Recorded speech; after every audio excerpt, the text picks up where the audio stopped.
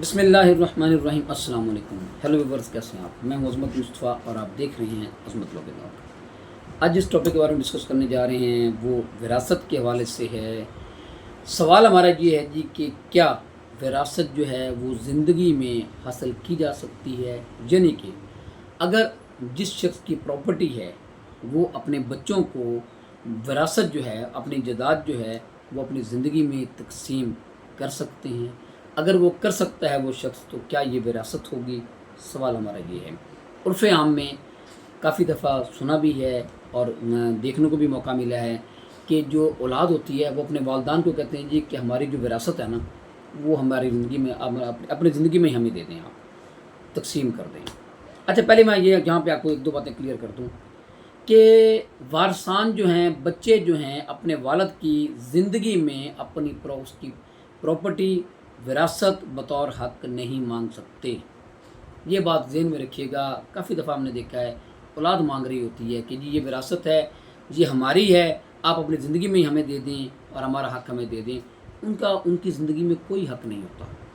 जो वारिस जो बैठा है वो उसको बेच दे, वो उसको अपने इस्तेमाल में ले आए, वो जिस तरह उसको इस्तेमाल करना चाहे वो कर सकता है।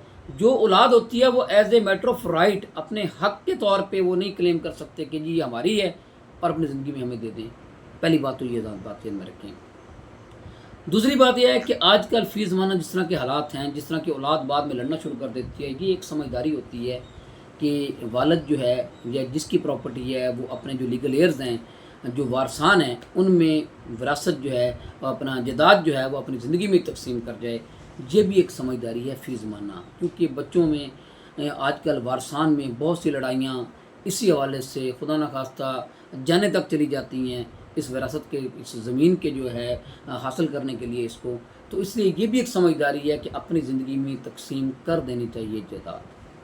अब आते हैं जी अपने टॉपिक की तरफ कि ये जो जायदाद अपनी ज़िंदगी में देना, क्या ये विरासत का देना होता है? दूसरे अल्फाज में सवाल ये है कि क्या विरासत जो मोरस है, जो जिसकी ये जायदाद है, वो अपनी ज़िंदगी में वो दे सकता है बच्चों को? अच्छा जी, पहली बात तो इस सवाल के हवाले से पहली बात आप ज़हन में रखिएगा कि विरासत जो है, विरासत का सवाल उठता ही उस वक्त है जब जिसकी ज़मीन हो वो बंदा फौत हो जाए। उसकी ज़िंदगी में हम ये नहीं, अगर वो अपनी ज़िंदगी में किसी को, अपने बच्चों को कोई चीज़ देता है, कोई प्रॉपर्टी तकसीम कर देता है, तो ये नहीं कहा जा सकता कि उन्होंने अपनी विरासत तकसीम कर दी, क्योंकि विरासत का सवाल जो है वो किसी भी शख्स की जिसकी वो जायदाद होती है उसकी वफ़ात के बाद विरासत का सवाल उठता है।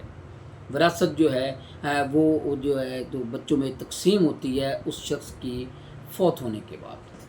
पहली बात तो ये। अब सवाल ये पैदा होता है कि ये अगर वो अपनी ज़िंदगी में देता है तो वो विरासत नहीं है, तो वो क्या है?